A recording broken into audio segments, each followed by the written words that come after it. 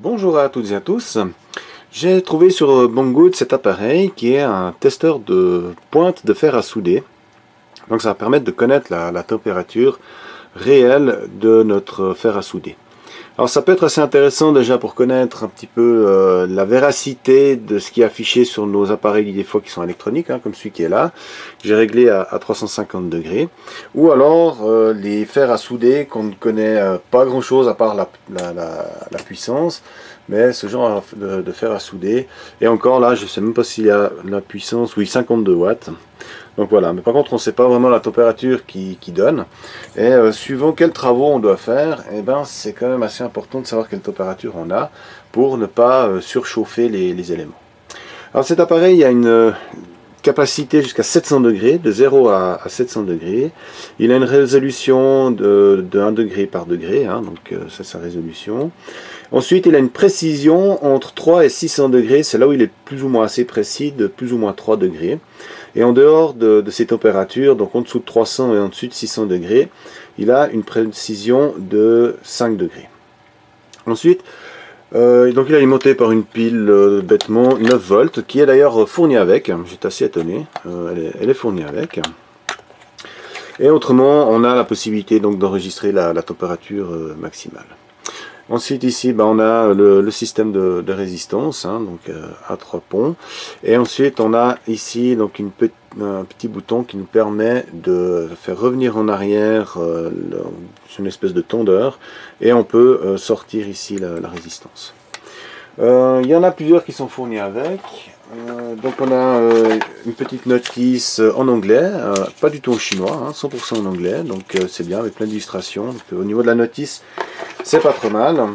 Et ici, il y a plusieurs résistances qui sont fournies avec de remplacement, et on peut en recommander donc sur le site Banggood. Voilà, alors si je l'allume, donc ici on a une température ambiante de 22 degrés, sur mon thermomètre là-bas on est à 22,4 et ici on est à 22,7. Donc leur précision de plus ou moins 5 degrés, on est bien en dedans.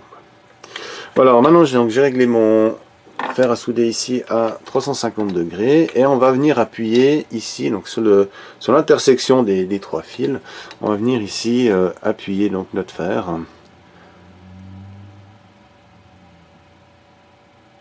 Voilà, là on est à 363 degrés, donc on aura une température qui va en dessus donc de la température réglée sur l'appareil.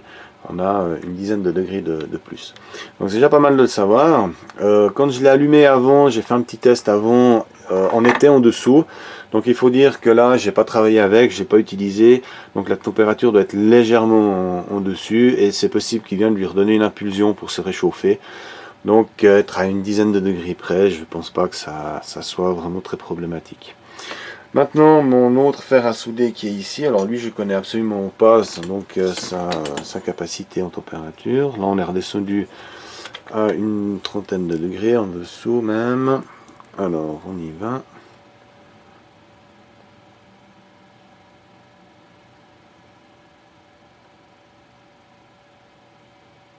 Voilà, donc ça fait 5-7 minutes peut-être qu'il a allumé.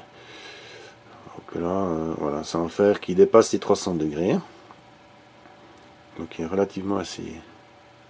Voilà, donc très certainement sa température au travail, c'est aux alentours des 300 degrés. 300-320 degrés. Voilà, donc ça c'est intéressant de le savoir. Donc celui-là qui fait plus de 300 degrés. Donc, par rapport à la puissance aussi, les températures peuvent varier. Et il y en a certains aussi qui ont un petit thermostat réglable dessus. Donc là aussi ça peut être pas mal aussi de savoir, parce que le thermostat souvent ils sont de 1 à 5 ou de 1 à 10 et puis on ne sait pas trop bien à quoi ça correspond. Donc avec ce genre d'appareil ça peut être pas mal de pouvoir tester justement les températures. Ensuite certainement si on change les pennes aussi, et par rapport à la température qui est réglée, je pense spécialement à ceux qui sont réglables, on n'aura peut-être pas forcément les mêmes températures par rapport à la taille de la penne. Donc ça pourrait être aussi intéressant un petit peu de comparer, et suivant les travaux qu'on fait, savoir exactement laquelle on a par rapport aux températures qu'on a besoin. Donc voilà, petit appareil, bien pratique, pas très cher, ça vaut dans les 11 $, livraison gratuite, bien évidemment. Comme d'habitude, je vous mettrai le lien de Banggood dans la description. Voilà, à tout bientôt.